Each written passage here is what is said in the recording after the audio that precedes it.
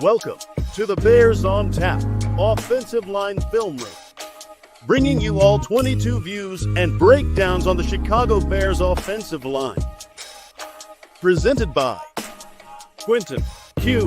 Crisco and the one and only Ron Luce. And we are back for another episode of the Bears Offensive Line Film Room. My name is Quentin Crisco. I am joined by the one and only Luce on Tap, Mr. Ron Luce. Coach Ron, how are you doing this evening? Q, I'm doing well. Sorry that I was not prepared with my hat. I just got done recording Four Feathers, so we're doing some double duty tonight. But I'm doing good, man. Again, I always look forward to this show. I feel like this week in particular, I'm really interested to see how the line played because everything that Brian Flores throws at them. I feel like these shows are always super like, oh, I can't believe he tried to do that, or that doesn't make any sense. I kind of look forward to those little idiosyncrasies with this episode when they play the Vikings. So I'm doing well, man. How are you? I'm doing well. And Ron, I think you should pitch one reason why any Blackhawks fan out there who doesn't listen to the Four Feathers podcast should listen to the Four Feathers podcast. Oh, because we have a lot of fun talking about the Hawks. And the Hawks are good right now. I know that's two. I broke your number one rule of point one, but those are two good points that people should listen to the Four Feathers podcast. Folks, if you like the Blackhawks, go listen to Four Feathers. But that's all we'll talk about hockey because we're on to football. We're on to football tape. We are. So I cut this up where like I have 5 or 6 plays that I just felt like were like key plays to talk about. And then the rest of it is just the Bears' final 2 drives. Or it might just be their final drive. But so it's just like from a certain point on, it's just like all just play by play chronological. Because it's like that was the meat of what we need to talk about. So all right, we'll go ahead and get this thing started here with this first play, pass play, and bury him. Love it. I mean, I think there was a trip there, but I still love the fact that he just does it. Incidental tripping, it's okay. So Jonah Jackson there, that's who we're looking at with it. We're looking at Andrew Van Ginkel coming inside on the stun on Jonah Jackson, trying to take advantage of something we've talked about a lot, is Jonah Jackson's struggle to work from this position back this way against a stunt. Teams have constantly taken advantage of this against the Bears, and they've constantly tried to force this issue. And there are times where Jonah Jackson reacts well to it. There are times where he doesn't. It's always up and down. This is one where he reacts well to it. As we can see here, he takes Van Ginkel, trips him right over Dalman's leg there, buries him in the ground, takes him out. It's a thing of beauty, and it's plenty of time. This is textbook. You block 4. I know there's a late blitz coming off the edge here, as you know, because Komet's able to get so much touch on Murphy Jr. But in the end, you got to be pretty happy with how they lock this up, including the stunt. They work it well. Darnell Wright locks down the penetrator. And then, of course, good work on the backside, the double team at the point of attack. And then, of course, even Theo Benedet doing some good stuff against a guy that we previewed pretty heavily before this game, and Dallas Turner, and what he could potentially bring against Benedet. You sure that was Theo Benedet? Is it Ozzie Trapillo? Oh, it's DJ Moore. I think that was DJ Moore. I mean, let's check.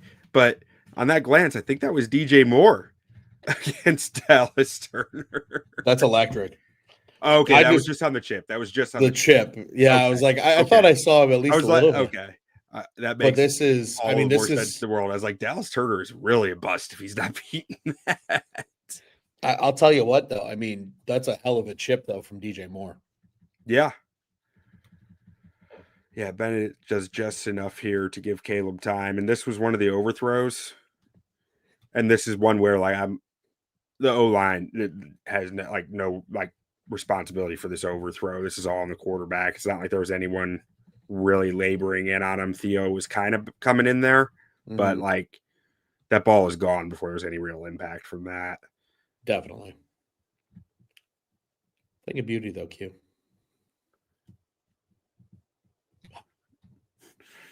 And it was a lot closer than I even realized on the broadcast. Like, That just sucks. Yeah, maybe 2 yards off, if that. Yeah. It's a good All look. right, so another pass play. This one was interesting. So they're bringing 5. And we've got 51 there. It's Cashman.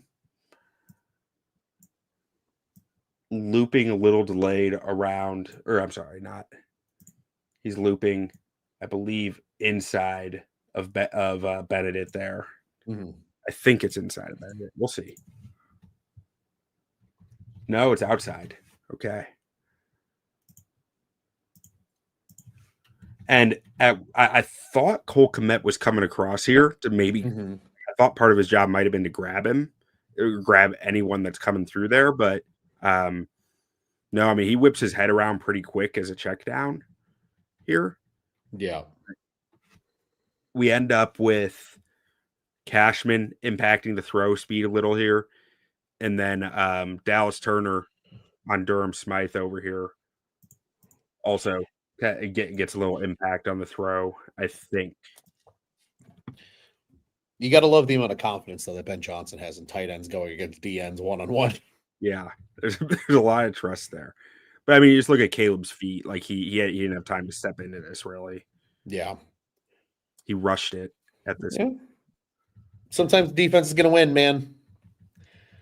It just happens to the best of us. You probably wish that Theo sees that and pops off, but it's a well-run stunt. It's a long stunt too. So the fact that it's able to develop the way it is certainly impressive. I kind of like the play design though, with Cole Kmet kind of inserted through that gap. It just kind of to generate run action and try to hesitate anybody in the back 7. Yeah.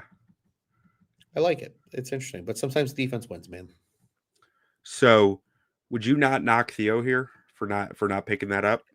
I probably would. Okay. Knock him. I wouldn't knock him a ton. Yeah, a 4, not a bad. Like a 100%. Could have done more here, but you didn't.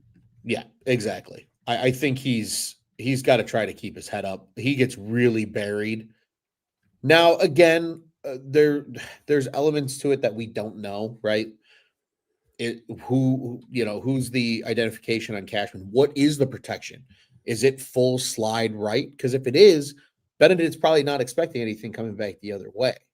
Yeah. So there's a lot of other questions that certainly play into it, but in the principle of playing a line and picking up stunts, Thuney sees it. You can see his eyes start to track Cashman. He's not communicating much. It doesn't seem like. No, and a lot of times we'll see them literally block Benedet off the guy. You know, like and this one that makes me think that you're probably right. It might be a full slide right because we're not seeing Thuney would just knock Theo off of him. 100% off of 97. Yeah. So again, there's little nuances that we just don't know. Yeah. Still somehow almost gets it there too. Yeah. Just slightly overthrown again. I felt like we had to hit the 2 overthrows just because people want to talk about those and see what type of impact the pass rush might have had on it. Definitely. And now we're into the run. And Ron, this happened a few times. I only included one in here because it's like if we've talked about one, but number 24 here. It wasn't always number 24. It was always like an overhang corner like that. Just splicing into the backfield and shutting it down, completely uninhibited. And this one was the fumble too. But what's the plan with that? When you're looking at this front pre-snap and you're like, how are we saying that we are handling number 24 here? Or what's the idea with like why he's just able to run free like that? Do you think? I think it's just a well-disguised blitz. I mean, he sneaks up late right before the snap because DJ Moore's in tight. This is the one thing that having receivers in tight like that can make you struggle. It's a lot easier to hide defensive backs coming up. A lot easier. And nobody sees him coming. I mean, DJ Moore's releasing. they're probably just assuming that corner's not going to make the play. He's probably not a part of the run scheme. And again, sometimes just really well-timed run blitzes, which is in this case, disrupts the timing just enough, can impact the play in the backfield, especially when you have numbers like this as the Bears. That's a big win for the Vikings. And again, that's some of that genius of Flores as well, right? He trusts a player like Metellus Bennett to be able to fly down and pick up DJ Moore in coverage, where then he can send his corner that in the look is over DJ Moore on a pressure, and because it's a run play, he's able to generate a little bit of chaos, and like you mentioned, this becomes that fumble. So sometimes the only answer I have for you, Q, is the defense just dialed it up nicely, and I don't think he's part of the run key because I don't think he's normally going to be that tight to the line of scrimmage is what they're expecting based on the look. Well, it looks like prior to like he was inching down. He was reducing in like that, as we can see to start the rep. Now, looking at Darnell Wright, this was one of a handful of a bit sloppier of a run blocking game from him again. I wonder how much. I was just on the Bears Over Beers podcast, and it was the first time this dawned on me. The last 2 games have been rougher run blocking from Darnell Wright, but the 3 before that were some of the best of his career.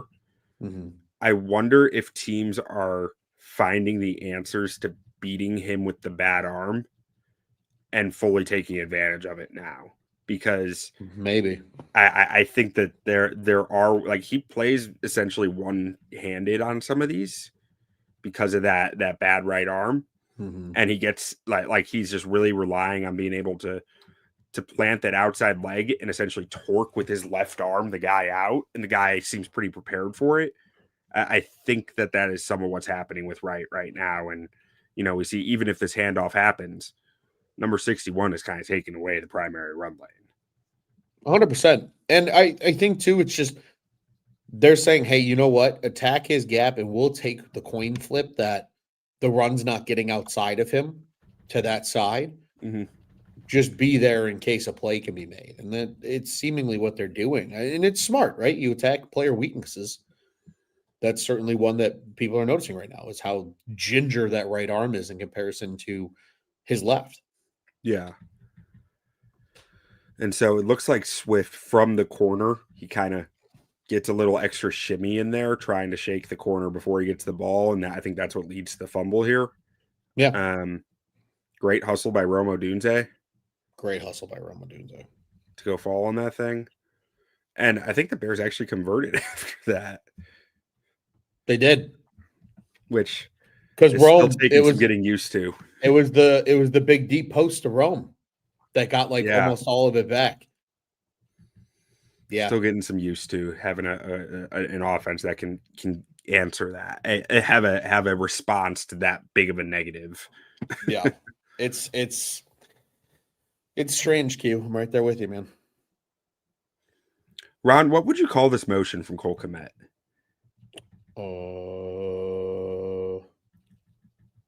This is kind of like, it's similar to kind of like a whip motion. Okay. I think it's just a fun take on, you have your plays where you send the player down the line and then they come right back, right? Especially on crack blocks, it's pretty popular. Yeah. I think just the way that they have them running it is you're just going to spin back, but you're going to get upfield. Because if he overruns the play, we don't care. But if you get upfield and you get a good crack block on it, it's going to open up that backside. You're going to split the defense a little bit more. And then he's able to go out the back door with it as a result. And Ron, isn't it beautiful? Isn't it just beautiful? All of them. Watching everyone. Loveland, watching Theo. Everyone. Yeah, it's pretty, man. A well-blocked play is a beautiful thing. It really is.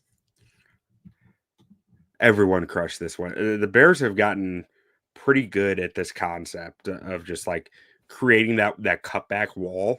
The split zone, man. Really started to hit pretty consistently. Yeah, they love that inside zone split, the split zone. They run it a shit ton. And it's run a lot more in the NFL than it is at other levels.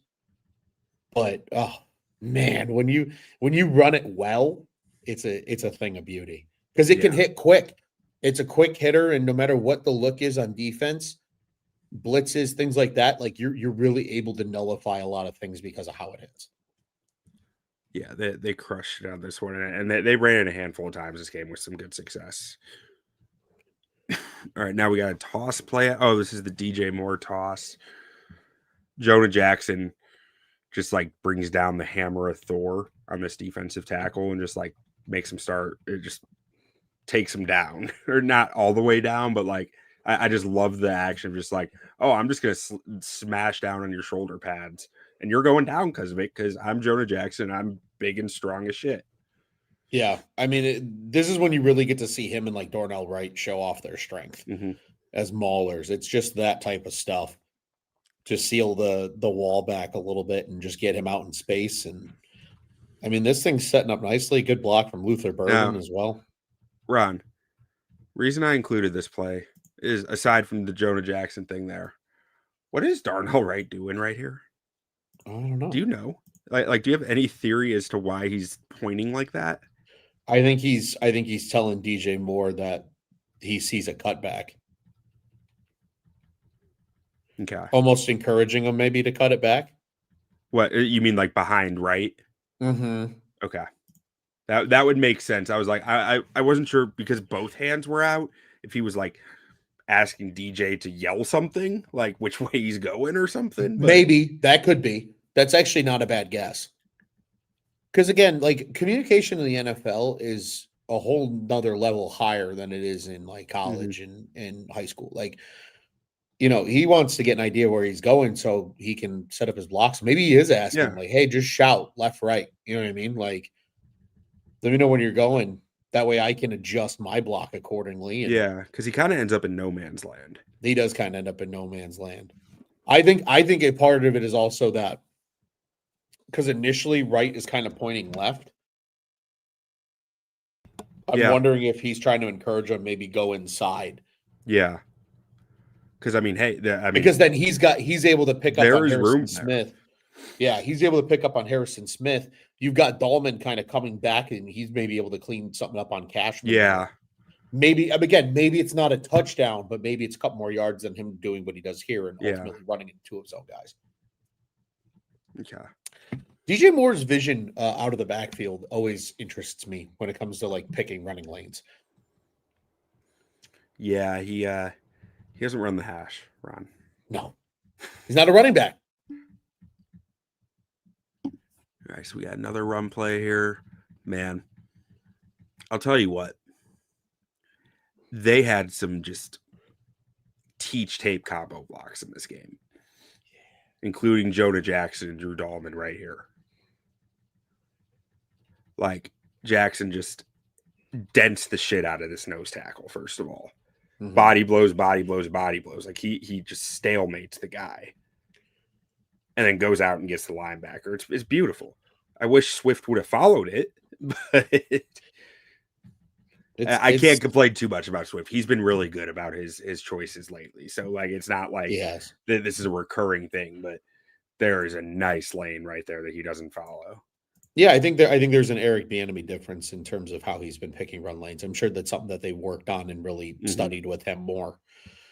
Because like this one, I'm looking at it and like, I'm wondering if he just because he sees kind of it's kind of convoluted in there and there's a lot of ankles and feet. I think he's just looking for green grass and he sees more grass backside. And I think he just lives with his decision. Which, well, it's just like here's what irks me, Ron. This is a nice block from Dalman. As long as Swift goes this way. Right. If Swift goes this way, it turns into a poor looking block from Dalman.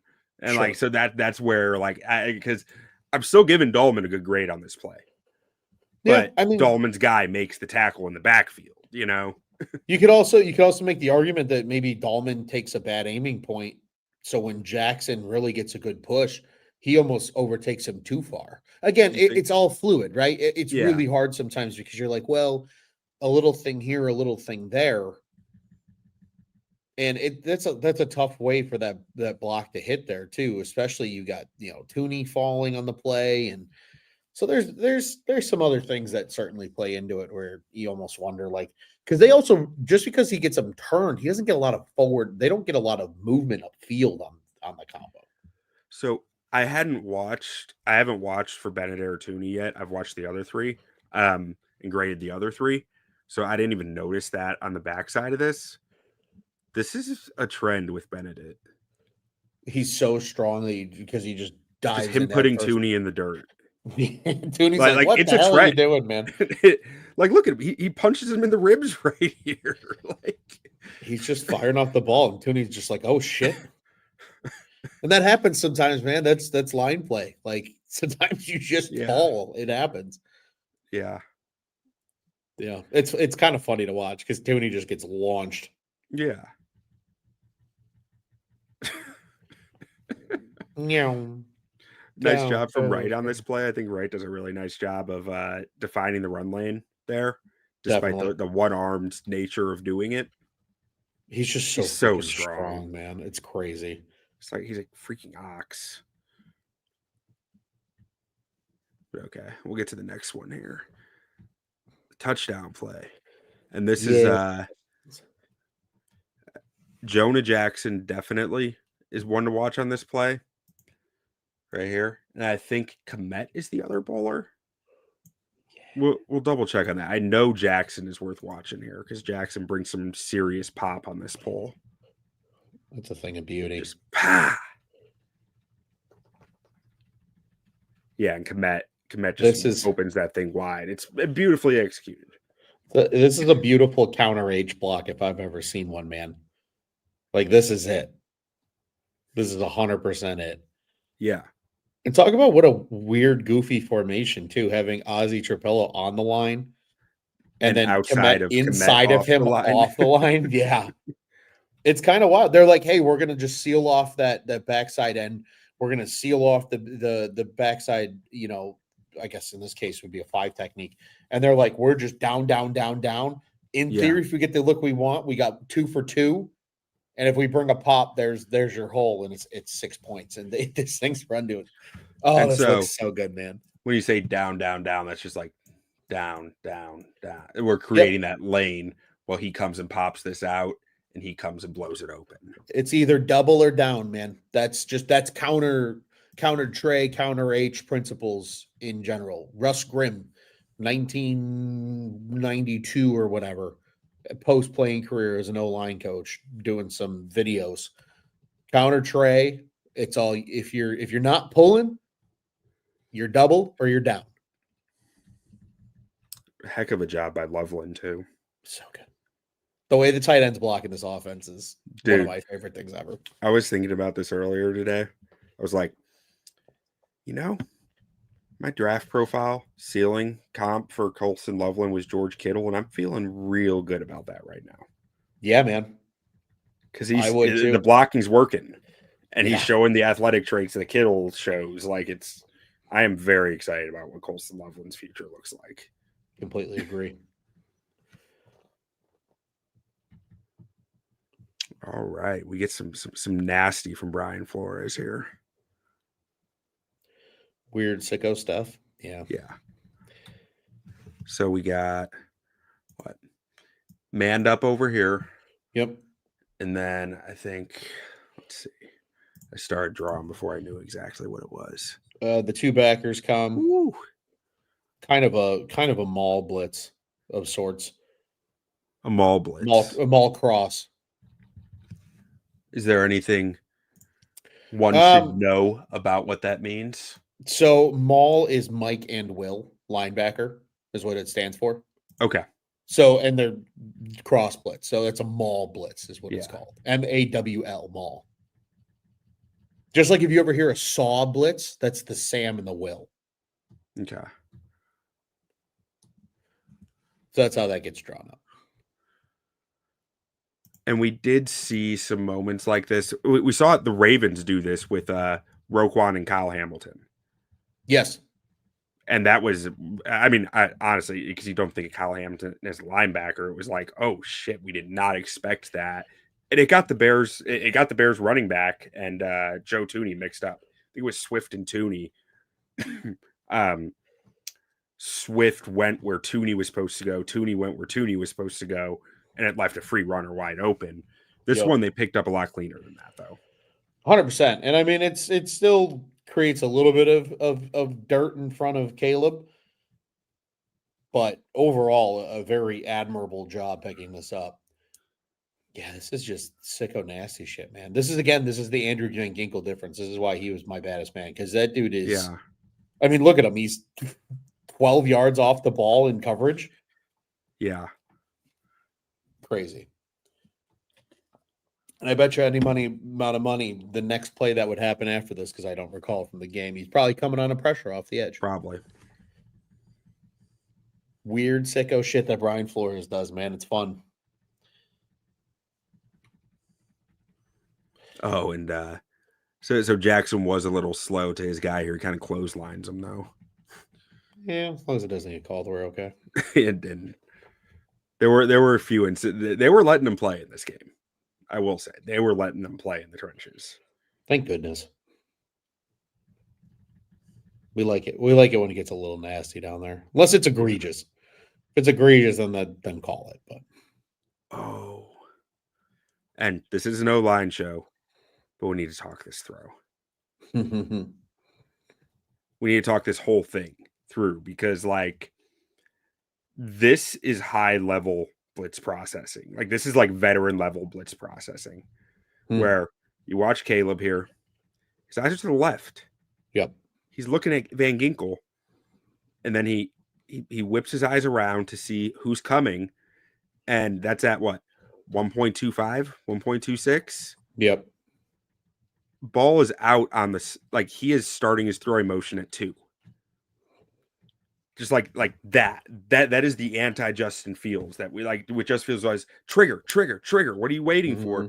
This is the instant. Like I see it, I find my read. I find Cole Kmet. I know there's a soft area because they brought both the linebackers.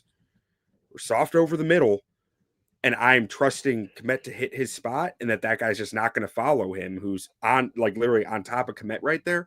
That's a trust throw, anticipation all day. Ball's out in 2.3 seconds against a 5-man blitz on the money. Just this throw excited me, man. And that thing's a lot. That thing's a piss missile too. On top of it, man. It's a great catch by Kmet too. But I mean, yeah, you talk about something that I don't think we've really seen in a Bears quarterback maybe ever do. I mean, this is high level stuff from Caleb Williams right now. He's playing good football, man. I think a lot of people get caught up that his numbers don't always look the best every week, but man, it's this type of special shit when you need it most that he just seems to deliver. Defenders coming into his feet, can't fully step into the throw, still on the money. Like the blitz processing combined with that is just something to be very I did not realize he had this in his game. I'm sorry, mister. I wasn't familiar with your game. Yeah. And I mean, I was familiar with Caleb Williams' game, but like not like this though. This was that's about as clean as it gets for processing a Brian Flores blitz. Yeah. And beating. Absolutely. Like that was gorgeous. But back to the trenches. Oh yes, Travis Homer. Oh. Yeah, you already know the play because it's Travis Homer.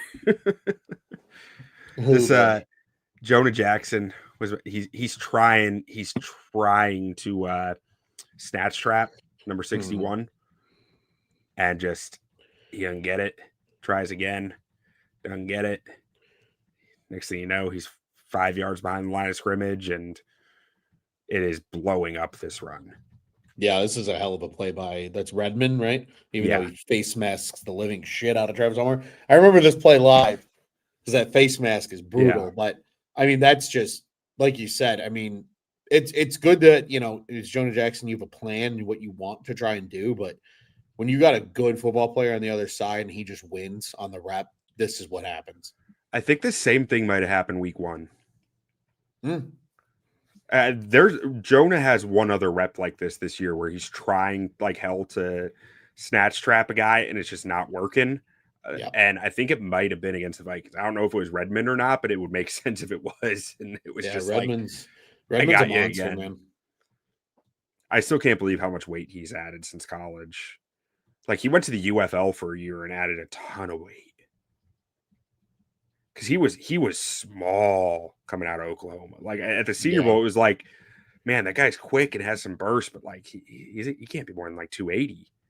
Yeah, dude's definitely over 300 now.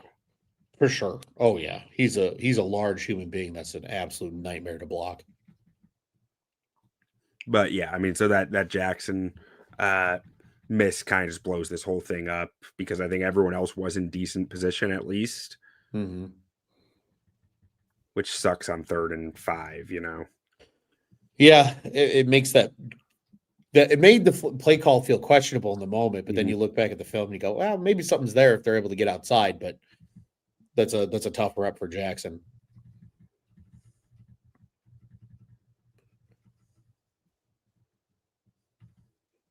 Man, that is a serious delay for Dallas Turner. I don't know if that was just the Cole Kmet chip that caused that. Sure looks like it. Maybe he thought it was a run play for a sec. Maybe. The Cole Kmet difference, man.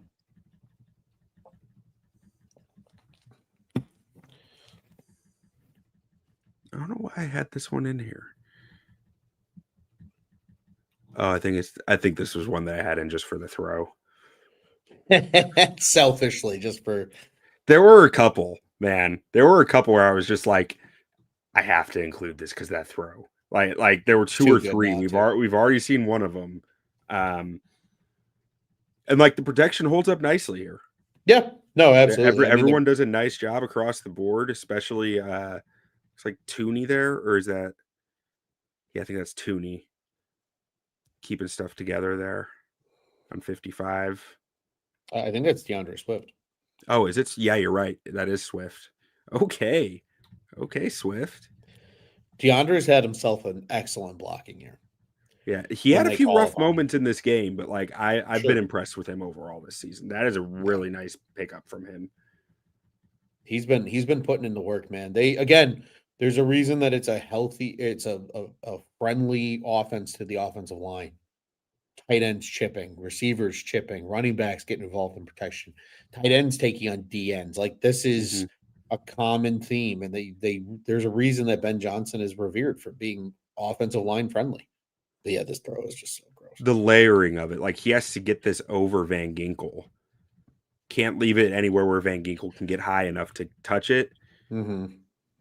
Does it just perfectly and fits it in right before the safety there. And it gets dropped. Hell of a throw. Was a hell of a throw. We'll throw it through one more time just for the just for the ooh ah yeah. Oh. And the real time like really does add to it too, I think. Let's see what's happening here. Oh, Ron. I would like your opinion on what is happening right here. Okay. I frankly, I watched this. I spent like 20 minutes trying to figure this out and was really just kind of coming up empty as to what exactly was the intention here. I mean, if you're taking 20 minutes, that scares the shit out of me. I mean, he seemingly to me, it looks like he tries to push Jonah Jackson over like he's expecting a stunt. Yeah, I don't know. But I don't see anything that would tell that. Yeah. I don't either. It's clear that he saw something that made him think something else was happening. But I'm having a really hard time understanding what it could have been. I wonder if because Redmond is pushing with him, if maybe that's why he's thinking it's a stunt coming, because he's riding with him to the left. and the other guy's rushing more straight up. So maybe he's like, oh, maybe this is a stunt coming, and then they just don't like end up he's stunning trying and- to disrupt 50's Mhm. loop. Yeah, That's what he's trying to do there because he figures 61 is coming into Jackson no matter what. I think they're just trying to create a big pile of shit, and Mhm. Redmond just that wasn't his intent, but he's just trying to wash him down and see what happens, and he gets to him. I wonder, like, again, this is something I don't know, but like, if there's any defense coordinator in the league that's going to try something crazy like this, it's Brian Flores. What if this is a fake stunt? Yeah. Like, the whole design is to make it look like stunt, see if you can get the offensive line to overcommit, and then you've got a free rush up a gap. Yeah. 'Cause it's kind of what it feels like. But again, that's big brain stuff because we don't know the answer. That's the only thing I could think of, man. Because I agree with you. Otherwise, I don't know what the hell Darnell Wright's doing here. I think that would just be considered an awful rep then if that's the case. Yeah. Well, everyone who's watching, and you, Ron, you just saw Darnell Wright's one bad pass pro rep from this game. It's nice when there's only one. He had, I think, 5 dominant reps, 12 good reps, 1 poor rep, 1 bad rep, and the rest were fine. Hell In yeah. pass pro. In the run game, he had a handful Different animal. of Yeah. poor and a few bads, but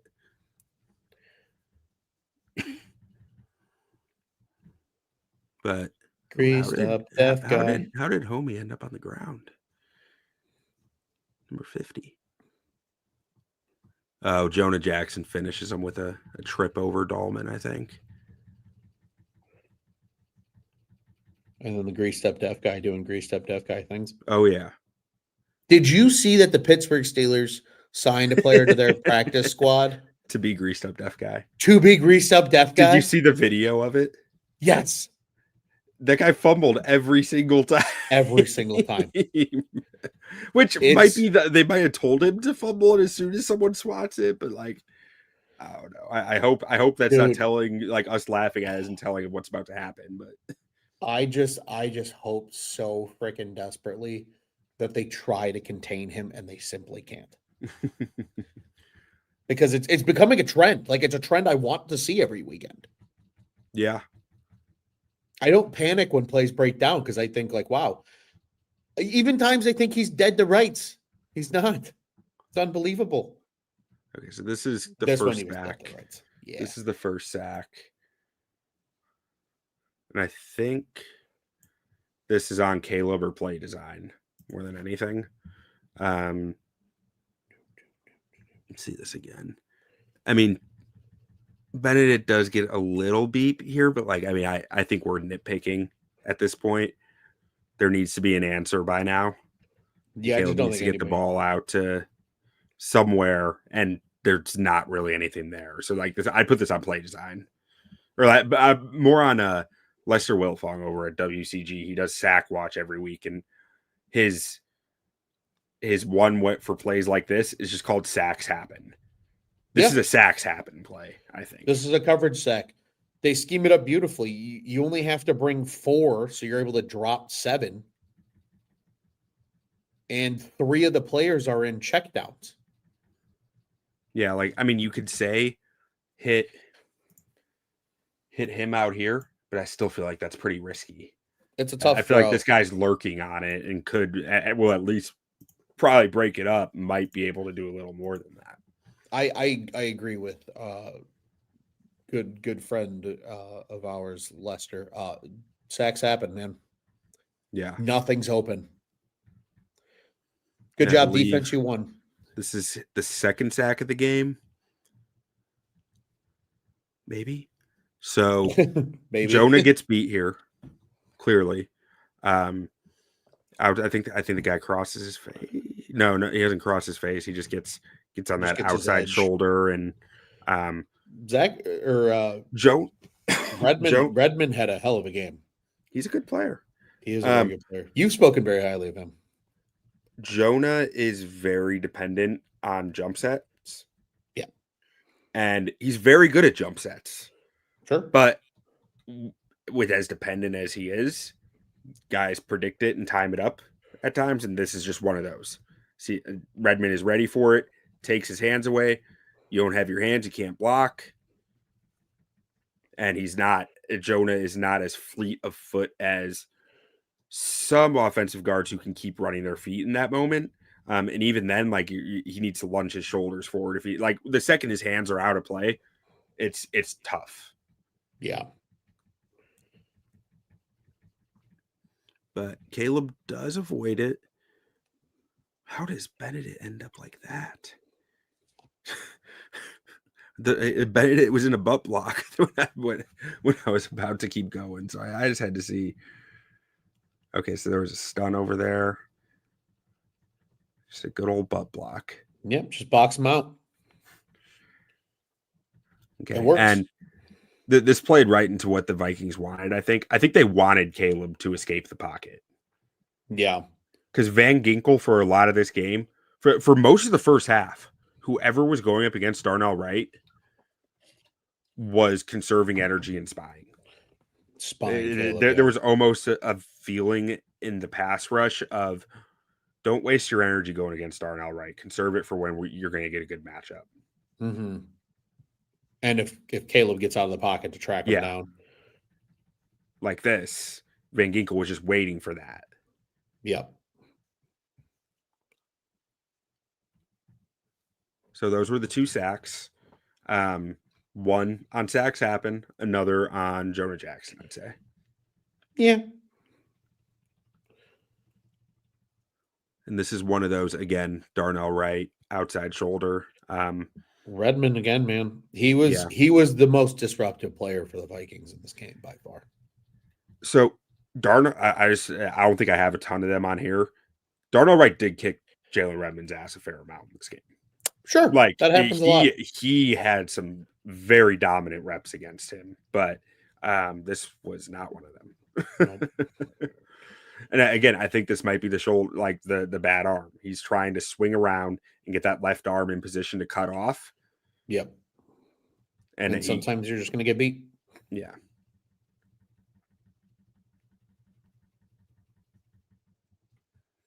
I feel like I need to show this at faster speed because it looks so bad in slow-mo. Yeah, I mean, initially it doesn't look bad. It's like just because Redmond almost has a way of like hesitating. Yeah. To his advantage. He reads the blocks before he attacks. Yeah. On a decent amount of these. That's a skill set. It is. That's a very difficult skill set as defense. You got to process really fast to do that. Yeah. Process and react.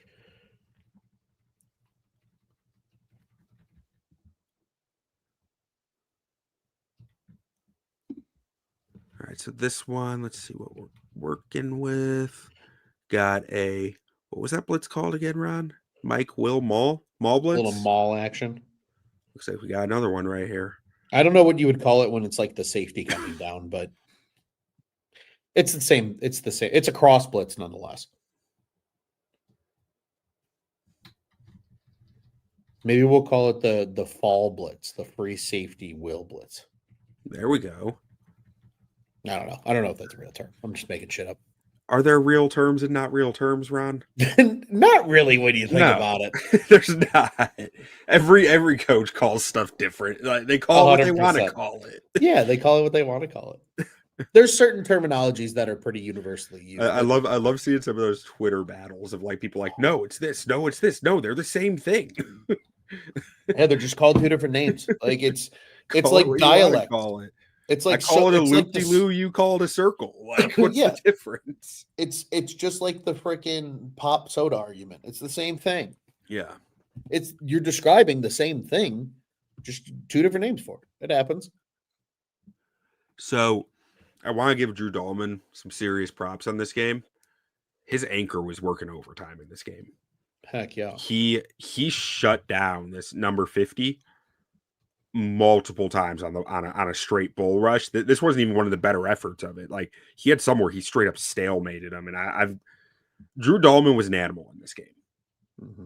Like and Ron, last year when we watched Drew Dalman tape before free agency started, one of the games was the Vikings, and that game was much more aggressive on his part than the other like 3 games that I watched to him. I think that he knows coming against Brian Flores defenses, he needs to punch people in the mouth faster than they can punch him in the mouth. Definitely. And man, he played like it in this game, and I felt like he played like it week 1 too, where he just there was almost a frenetic pace to him hitting people. Absolutely. Yes, and it worked great for him in this one.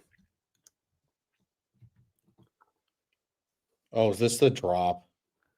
I don't know, but that is a capital A anticipation throw. I think this is the DJ Moore drop, where it hits him right in the chest and he bobbles it. Yep. Oh, that one's so bad. Like I said, I made sure to get some that I know people want to see. That's one of them. Yeah. For one reason or another, that's 100% one of them. It sucks. Theo does a nice job here. Manungai gets in the protection well. Manungai looks like a This is blocked up really well. Throws on time, on the money. Ouch. I get it's a smidge behind him, but he's got to make that catch. Yeah, I'm not nitpicking on that throw. It's there. Yeah. Let's see what's going on here. I think Darnell Wright does a really nice job on this one, picking up the stunt. I mean, he throws Van Ginkel. I think that is out the club. Or maybe I think it's a stunt. But Van Ginkel throwing the spin move is making me question that now. Yeah, it is. That was just a pre.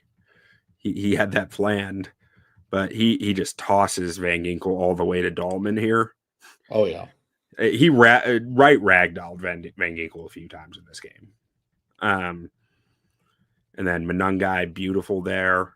Wright stays in position to cut off the other guy. Just very well picked up.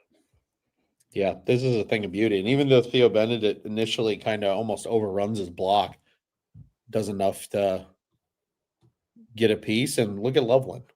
Gets a good chip, keeps Turner to the outside, keeps him off Theo Benedet, and then ultimately rewarded for his efforts here.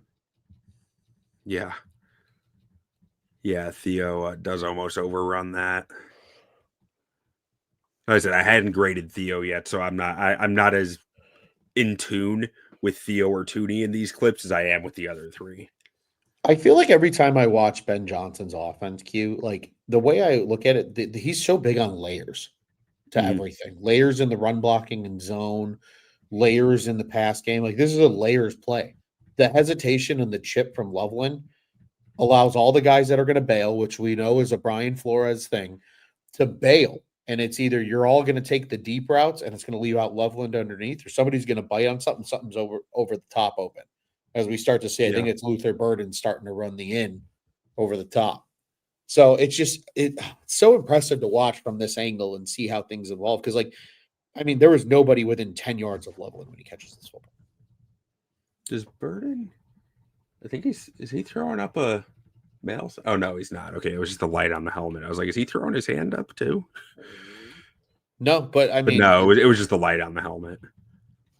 But I do want to mention the Bears have a tight end who can make a safety and a linebacker miss in the open field like this. Yeah, with just a little hesitation, and then he's back up to speed, and that's really cool. It's impressive, man. The things Loveland does week in and week out, he's such a good football player. Yeah. Now, let's see where that last play end at. Okay, so I think this is the start of just we are just on to because there was the drop, and there was the Loveland play, and now we're just on to straight plays from there, I think. Let's do it. Oh, Jonah. Jonah Jackson had a fourth quarter, man. He just destroyed people. Well, like you were talking about, Q, and body blows. How important he legitimately felt like he got stronger as the game went on. It was in the first quarter, he might be moving a guy a yard. By the fourth quarter, felt like he was moving him 5 yards. Beat people up late in games. And Wright a little unconventional here, but he does a nice job either way. It's only a hold if they call it, Q. Only Like a I said, hold they if were they letting them call it. play, and I love it. Only a hold if they call it. And yeah, Dalman is for outside zone here, just beautiful. I think on this cutoff, Mm-hmm. Loveland over outside of Wright, just crushing it. Like this is another beautifully blocked play. Indeed. You love to see it, man. You need tough yards, you get tough yards.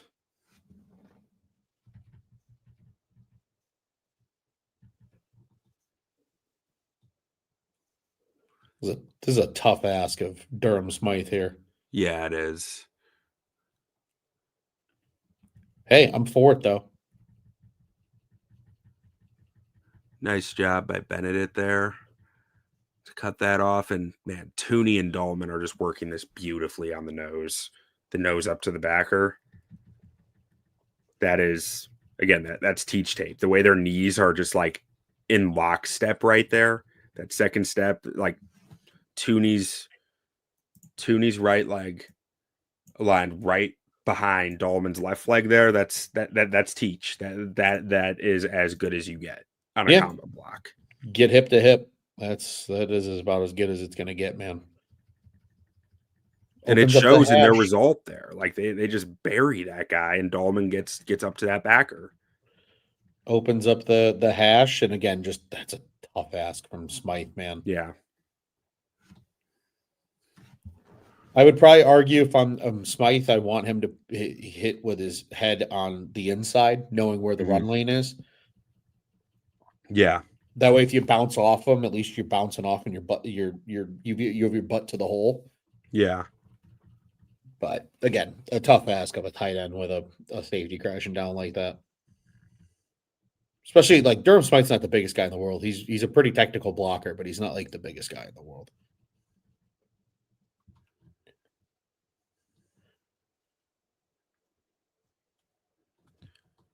This one we see Wright kind of struggle to sustain it on his outside arm. Makes sense.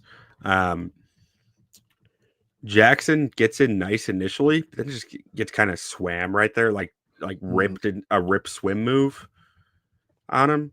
But again, like I think that's a fine block because he maintained for long enough that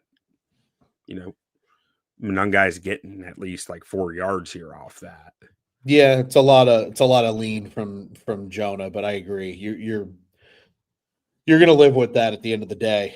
Yeah. I'm not giving him a negative on that play, but like it's definitely not a positive. Let's put it that way. Agreed. Yeah, very neutral play.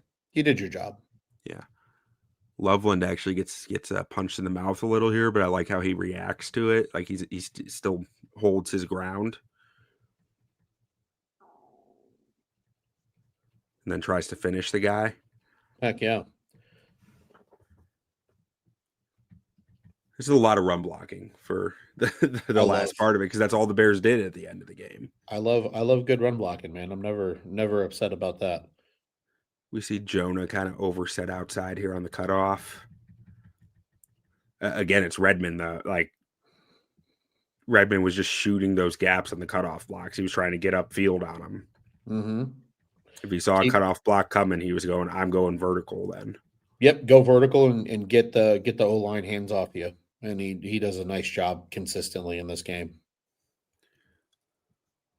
I think we see Benedet trip Thuney here. No. But nice job from Wright here. Just that one-handed power again. Like just, I think it would have been nice if Jonah cut that off effectively, or like not even cut off effectively, but like held ground there. I think Wright's block looks a lot better than it does with the result that ended up happening. Yeah. So this one went for the negative yards, which if you remember in this game, it was kind of like 5-yard run, 6-yard run, negative 3-yard run, 6-yard run. Like, so let's see. We got pass play here. This one is another really well blocked up. It's 4-on-5, but I think everyone does a really nice job on this wrap. Yeah, this looks clean, and you almost like this matchup of, I think, Redmond against Benedet because he's able to use his strength Yeah, he's able to against just Redmond and that anchor because Redmond's not as much of a finesse guy in terms of pass rush moves. So well, it's like this works out we've as a talked about this favorable before. matchup. I think Benedet has the tools to be a really good guard. Well, yeah, Right? Like really good might be an overstatement, but a starting caliber NFL guard. strong guard. Yeah, Yeah. The 6'7" question, especially with Caleb Williams at quarterback, is a real question. But like I think like he's taking on a defensive tackle right here and he's anchoring down. Like I do think he has the tools to be a starting caliber guard in the NFL. yeah. And we may see it someday, right? If the Bears were to ever move on from him, I mean, he might get the Matt Pryor treatment, right? Yeah. This is a similar archetype that we just saw a year ago doing these shows. And this one was probably a Caleb Williams miss on this play. With the aspect of you have, I think this might be Loveland streaking across, where Caleb just hesitated here on it and then felt like it was too late. I don't think you would want him throwing here because up until now, the safety's hips were still directed straight towards there. But I think, and the safety was also still right there for the DJ route too, or wherever that's going. If it's going up here, but I think Loveland was there on this play, and Caleb was just after the run for a loss. I think big play hunting a little too much. Yeah, but greased up deaf guy. Greased up deaf guy lived to see another day. I love the way he goes down on these hits. It just cracks me up. Like every dead time. Man just sniper in the building. Like he might be maybe trying to sell it a little bit for a call. Yeah, I think he sells it a little too hard. I think he'd get more calls if he sold it a little less.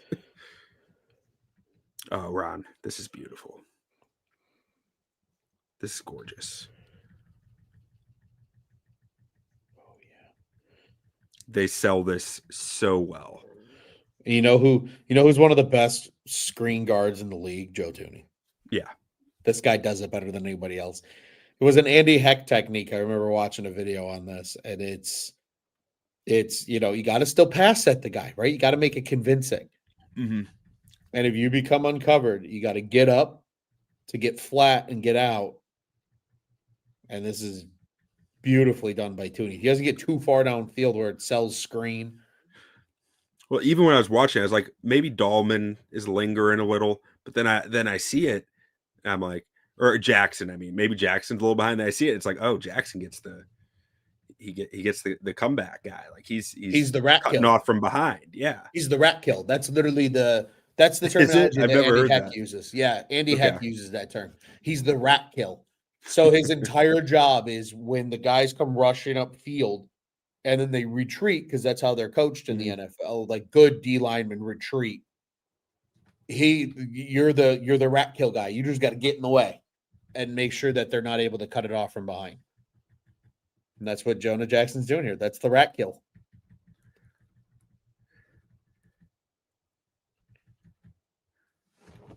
And Thuney's fine downfield. I think if he cut it outside, there might have been a touch more, but like if he cut it outside, this tight end ain't getting to him either. So like I think you're knitting picks if you're trying to say he should have stayed outside there. I don't think it would have made a big difference on the total yardage.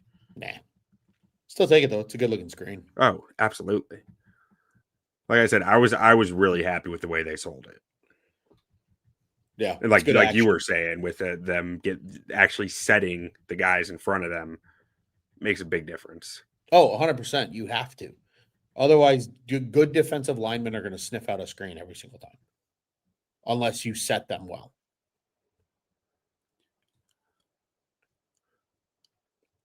I think this is one of the plays where I really noticed. It's like Jonah looks strong.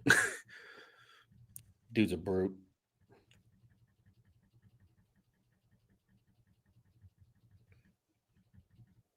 Everyone does just enough here on the left side. I feel like I think Benedet does pretty well. Thuney Thuney and Dalman do enough here, and I think Jackson and Wright are just bash bros here trying to hurt people. 100%. You'll take it. I mean, it's put your head down, get 4 yards. It's a quality play, and you get to beat the crap out of the defense in the process. So this one is a cluster.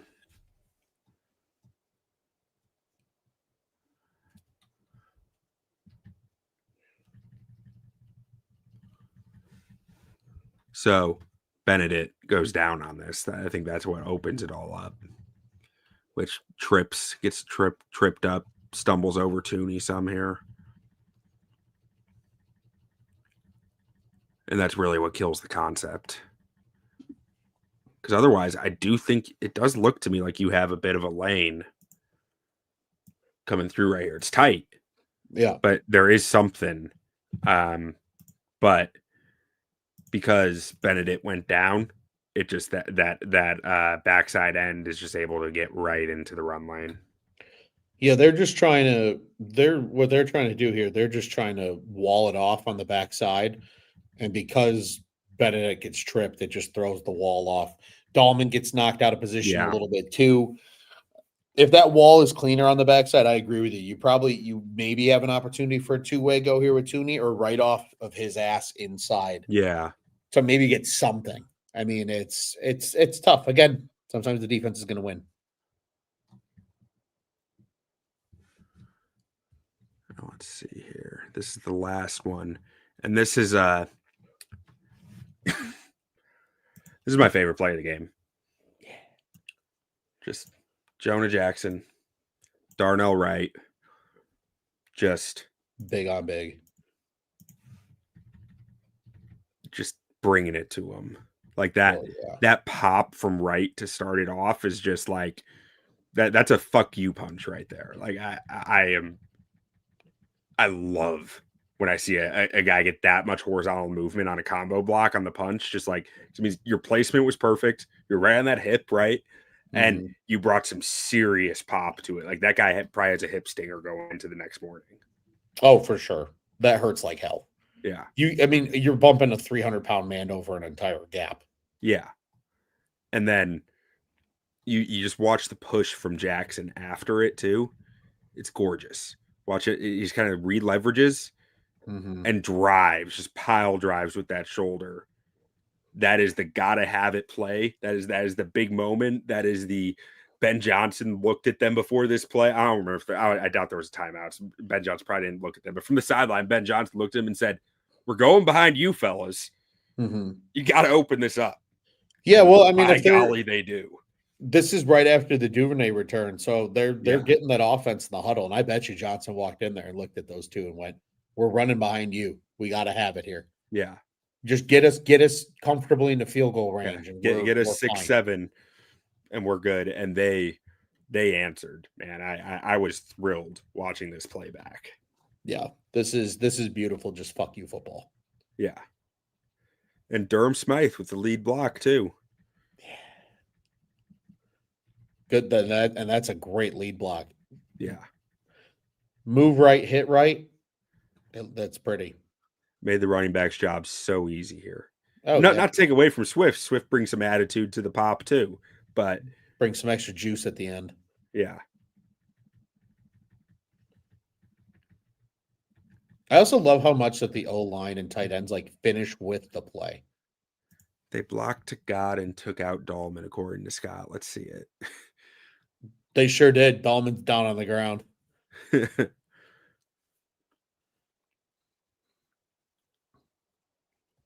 why is he on the ground? Is it because I think it's because of Jackson. I think it is because of Jackson. It's because of Jackson's pile drive. He just takes him out. Innocent bystander to Jonah Jackson. Drive. Yeah. The fuck you pile drive from Jonah Jackson. Dalman just gets flattened in the process. I love it. Jackson flattens two people, not just one. Yeah. Brutal. Right, so I'm going to bring this back a little because there was one play. I thought I put it in here. I don't know if I overlooked it earlier or if I ended up taking it out. I'll know that the instant I see it, if it's in there. It was the play where they had Tyson Bagent in. I know what you're talking about. I don't think we had that one in here. Did we not? I guess I wiped it out then. Oh well. We'll have to talk about it another time then, because that one was interesting too, where it was just like I don't know if it was Van Ginkel or someone else was just like, yeah, I don't care about Tyson Bagent. I'm not following that motion. Yeah. I know exactly the play you're talking about. Yeah. Was it that third down play with Homer? It might have been. I think it is. It might have been, and I glossed over it then. We just passed it. Yeah, I think it was that one. Did we just pass it? Yeah, we just passed it. I think it's this one right here. That one right there, isn't it? This one right here. Is this it? Oh no, I don't think this is it then. Oh, okay. Because it was the other end. He's coming. Yeah, he's coming back. I remember the play. Yeah, I don't think we had it in here then, Q. Okay. That's okay. Crazy play though. Ben Johnson gets really weird with shit, man. I'm telling you, dude, he either like cracks open his favorite bourbon on Monday nights or does whatever legal substances he chooses that perhaps are in Illinois and just goes, what weird shit can I come up with this week? Yeah. I'm convinced that's part of his game planning. Like, it's probably his favorite part of the week. It's just he starts looking at stuff and like stroking the 5 o'clock shadow and just like, How can I confuse them this week? What weird shit can I throw out on film this week? And then how can I manipulate it the next week to actually make them pay? How do we build off it? How do we run a successful flea flicker and then run the fake flea flicker the next week? He's sicko level, dude. It's fun. It's fun. Well, because a few weeks ago they had the Bajan play where he's out there and they tossed it to him and then tossed back. Right. So you got to keep people honest. You got to keep people honest. I think it was, it must not be in here because it was fourth quarter. Greased up deaf guy. He really is greased up deaf guy, man. Every time I'd see it on watching the game, I would yell at the top of my lungs, just greased up deaf guy. And everybody around me looked like, because I was enjoying the game with some friends, and everybody would just look at me and be like, greased up deaf guy. I'm like, it's Bears on tap, man. Greased up deaf guy. Yeah. Well, I mean, if you know Family Guy, you should get it. For sure. Yeah. Because Family Guy was like enough of a like all over, like everyone knew it. Like it was just always in there. So like if you knew Family Guy, you should know it. No, definitely. Let's see. I want to see if I can find this. We got a couple minutes. You gotta find it. It should. I think it was in my Jonah Jackson one.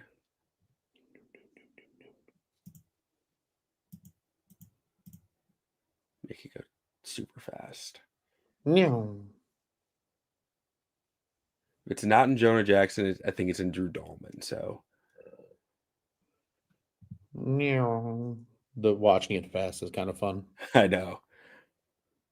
Sometimes, like when I'm doing like my off-season breakdowns for Shaving Points, I get way too like used to watching them fast, and it's like sometimes I just need to pause and like slow down and be like, I need to stop. I need to breathe. Like my brain starts moving too fast with it, where it's just like there's no actual keeping up. Okay. Always. Last one. If it's not in here, I give up. But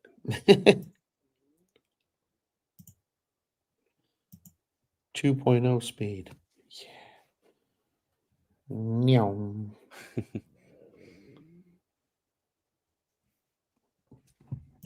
This is really fun. No. You know, there is a real chance I just tossed it from everyone's because it was like that play it's hard to grade because of the way the defense reacted. Yeah. Oh, well. Yeah, it's not in Could here. be. Okay. That's well, we tried. We tried. That's all that matters is we tried.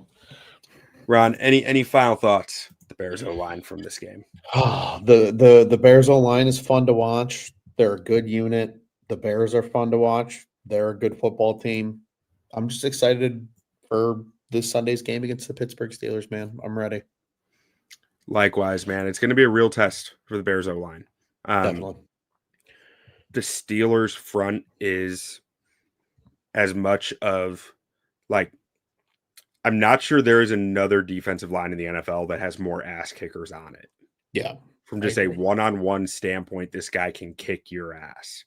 They have 3 defensive tackles who I believe can kick a lot of guys' asses in the NFL in a one-on-one standpoint, and at least two edge rushers who can. Mm-hmm. Most no definitely. one can really say that. So it's going to be fun. It's going to be interesting.